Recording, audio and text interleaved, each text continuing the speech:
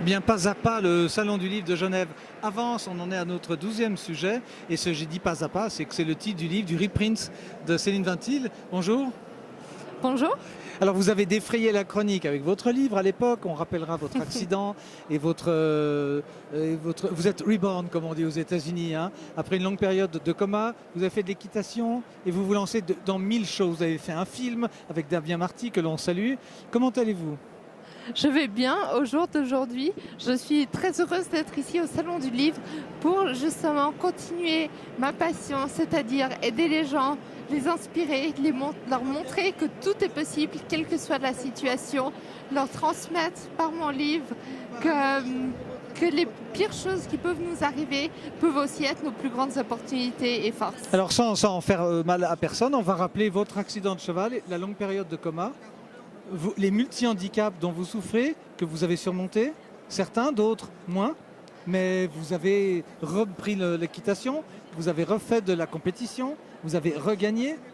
Oui, exactement. Au jour d'aujourd'hui, j'ai encore des séquelles au niveau de l'équilibre et de la coordination et cela ne se voit pas, mais je suis à moitié aveugle. J'ai perdu la moitié de mon champ visuel et de ce que je vois net, mais je vois double, donc en 2 dimensions, pas d'auteur et pas de distance. Et oui, pour la compétition, j'ai eu la chance et j'ai été très très heureuse. J'ai tout donné, beaucoup de volonté, beaucoup de détermination afin de participer 2 fois aux championnats d'Europe, 2 championnats du monde et aux Jeux de Rio. Et les Jeux Olympiques, donc les plus récents. On rappellera aussi que vous avez été Miss Handicap internationale, ce qui est extraordinaire. Vous avez été très militante. On peut être belle même si on a un handicap ? Bien sûr, tout dépend.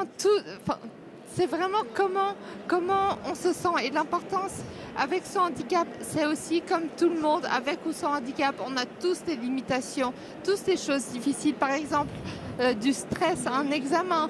Oui. Ou une fatigue qui arrive un petit peu vite pour certaines personnes. Vous avez appris à dominer ça ? Oui, exactement. Et c'est vraiment être heureux, passionné de la vie, vivre. Et cette différente perception de la vie, je l'ai eue suite à mon accident. Alors, on ne va pas dire que c'est une chance que vous ayez eu cet accident, vous auriez certainement fait d'autres choses. Vous êtes lancé dans l'athlétisme aussi, je me trompe ? Alors maintenant, exactement, après toutes ces belles choses qui me sont arrivées, notamment la compétition d'équitation, j'avais besoin de nouveaux défis, de vivre de nouvelles aventures. Et ayant commencé à courir, ça fait seulement 18 mois que j'en suis physiquement capable et que je l'ai réappris. Et c'est pour aujourd'hui me lancer officiellement dans l'athlétisme.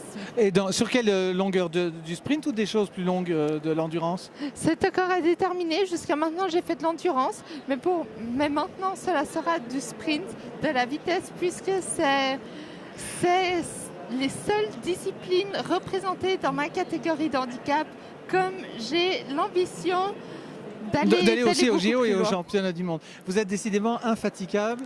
On vous suit depuis le début. On rappelle la réédition de votre ouvrage Pas à pas, édition augmentée, je crois, chez Slatkin, bien évidemment. Merci de nous avoir reçus et puis à très bientôt. Merci beaucoup. Merci, à très bientôt. À très bientôt.